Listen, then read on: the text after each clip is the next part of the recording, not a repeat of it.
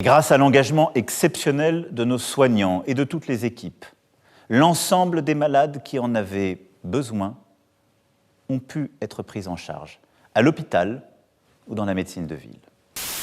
Quelqu'un qui ment comme il respire, on appelle ça un mythomane. Nous ne financerons pas ces dépenses en augmentant les impôts. Notre pays est déjà l'un de ceux où la fiscalité est la plus lourde, même si depuis 3 ans, nous avons commencé à la baisser. Sauf qu'en fait, on les a déjà augmentés. C'est-à-dire, il faudrait rappeler aux Français que le CRDS, alors qui est un bout de CSG, donc c'est pas très connu, mais c'est quand même 0,5% qui est prélevé chaque mois sur tous les salaires, des plus bas jusqu'au plus haut, a été prolongé au mois de juin. C'est-à-dire que normalement, en 2023, ça devait s'arrêter, c'est-à-dire tout le monde aurait eu une augmentation de salaire ou une augmentation de retraite de 0,5%.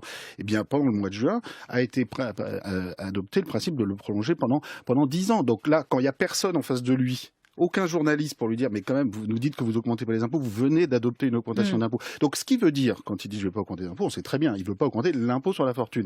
Une relance par la santé, comme nous avons commencé à le faire avec la négociation du Ségur, qui non seulement revalorisera les personnels soignants, mais permettra de transformer l'hôpital comme la médecine de ville par des investissements nouveaux et une organisation plus efficace et préventive. Le personnel soignant voit bien que le vent tourne à son sujet. Il voit bien qu'en mars, il était applaudi, que le président disait de lui « la santé n'a pas de prix », alors que maintenant, au lancement de la concertation, le Premier ministre, M. Philippe, vient d'annoncer « on ne changera ni de cap ni de gouvernance ». Donc le personnel soignant voit bien à quelle vitesse on remplace les clap-clap-clap par les quick-quick-quick. Nous serons intraitables face au racisme, à l'antisémitisme et aux discriminations. Tous les prétextes sont bons pour ces gogoles, c'est sans cerveau, c'est ramassis de chiottes, fini à la pisse. Une pouffe en appelle une autre, plein le cul de ces racistes anti-blancs. Toujours la même merde qui brave tous les interdits dans ce pays, les gauchasses puants et les immigrés, elle aurait dû rester sur le trottoir cette pute. Un bon rassemblement de pull à pisse et de bobos gauchasses qui vivent dans le monde des bisounours. Laisse-les faire, ça purge le pays.